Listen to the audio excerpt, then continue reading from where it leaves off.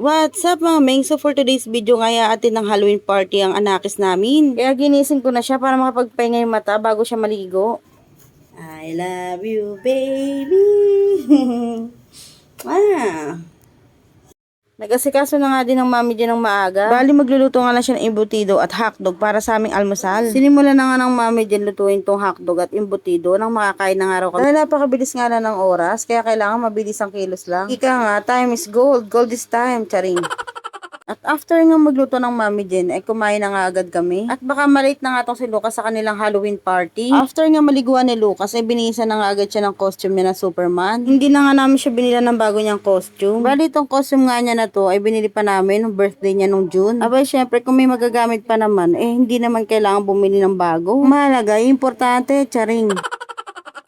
Siyempre, ang mahalaga lang naman ay may maisuot. At kada daldal ko nga naiwanan na nga ako ng mami Jen at Lucas. Kaya ako'y susunod na lang sa kanila. At kahit nga walking distance lang school ni Lucas, ay nag-e-bike pa rin ako. Abay, siyempre, para ako'y makakaabot sa kanilang Halloween party. Mabuti na lang at pagdating ko dito ay hindi pa naman pala nag-i-start. At pagdating ko nga dito sa may daycare, ito nga mga batang cute ang naabutan ko. Hinahanap ko nga si Lucas at mami Jen kung nasaan. Yun pala ay nasa loob na ng room. Kaya kinakatok ko nga sana tong bintana kaso hindi nila ako napapansin.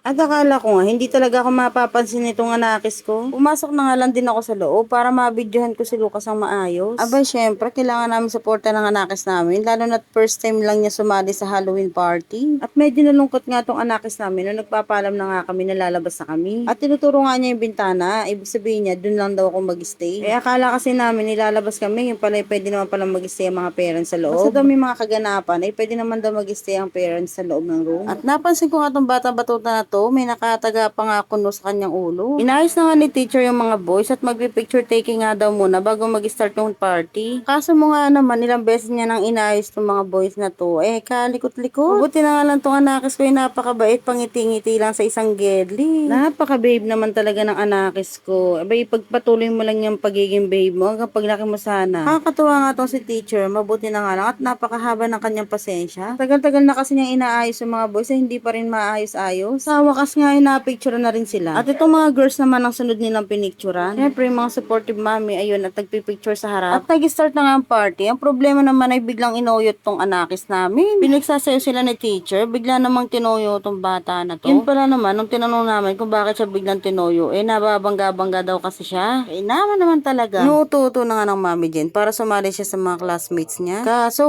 effect. Pag di ka naman talaga nayamot.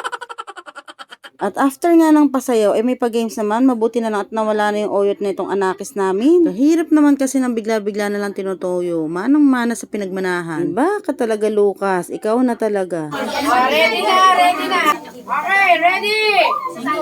Get set. Go.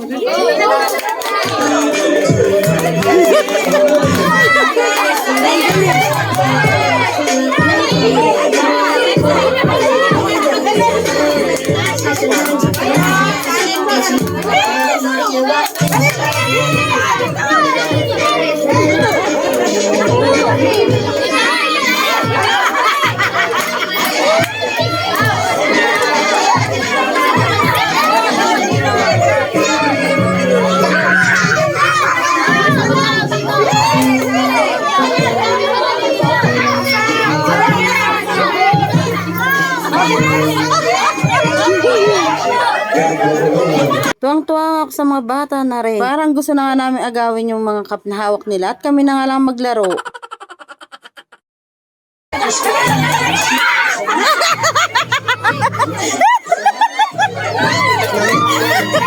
Grabe nga yung tawa ko dito sa bata na to. Ano ba naman, siya na ngayon pang last ay nalito pa. Napakamot tuloy sa ulo si Lucas. Ay naman talaga. Buti na lang at nanalo pa rin sila, kaya tong Lucas ko ay talo ng talo. Dahil sila nga nanalo, meron silang award. After nga ng pag-games, ay pinagsayaw nga ulit tong mga bata. Mabuti na nga lang at di na ulit tinoyo tong anakis namin at nagsayaw na rin siya. Kaya pati ang mami, napapasayaw na rin. At bigla nga lumapit si Lucas kay mami Jen at may binubulong pa nga. Hala, sige, ang sabi ni teacher ay magsayaw, hindi magmarites. After nga sila pag-7 ay stop dance naman. Stop. Oh. At nanalo nga ulit ang Lucas namin. Kaya may award na naman siya. After nga ng pasayo at pag-games, ay pinag-snack nga muna nila yung mga bata. At after nga nilang mag-snack, ito na yung pinakahintay ng Lucas namin. Walang iba kundi yung mga candy. Kaya abot tayo nga ang ngiti.